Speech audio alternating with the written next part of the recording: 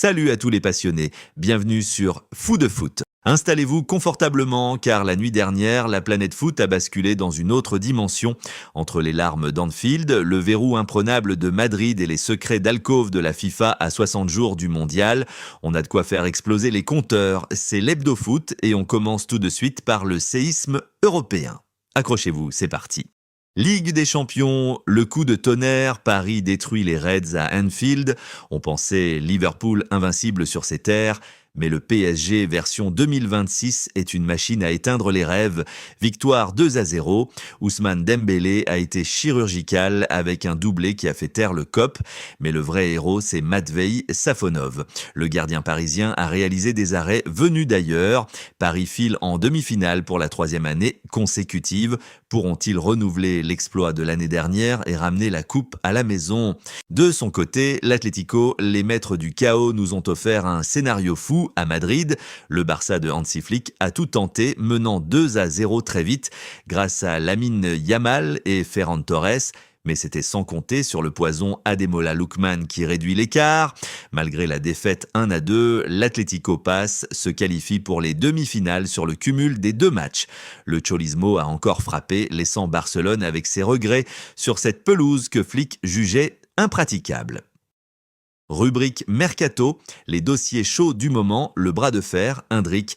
C'est l'info Mercato qui agite l'Espagne. Endrick, actuellement en prêt à l'OL, voulait prolonger son séjour du côté de Lyon.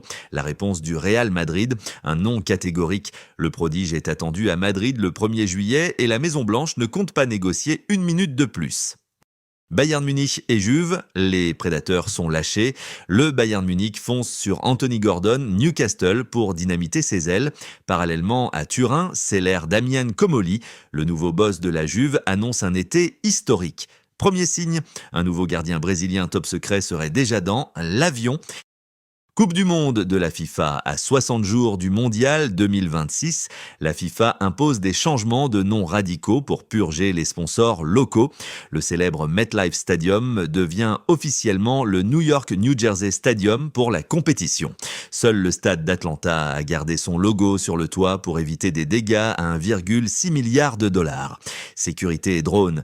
Le FBI et les autorités locales viennent d'activer des protocoles de haute sécurité, incluant des entraînements spécifiques contre les drones non autorisés autour des stades.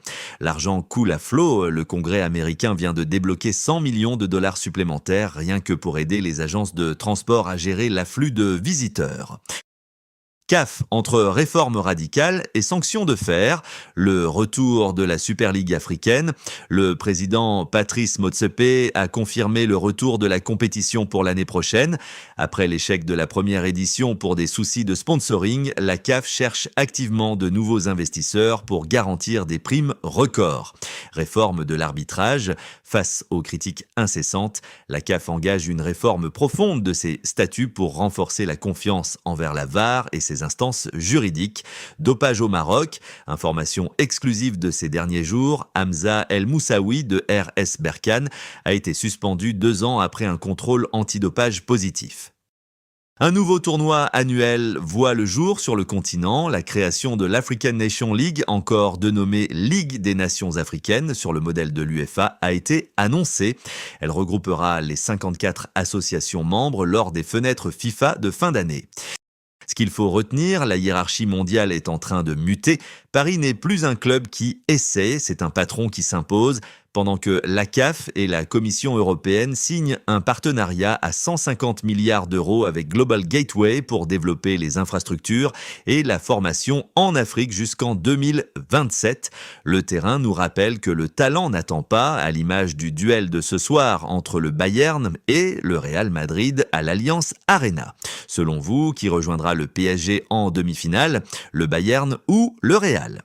Donnez vos pronostics en commentaire, likez et abonnez-vous pour ne pas manquer notre prochain numéro.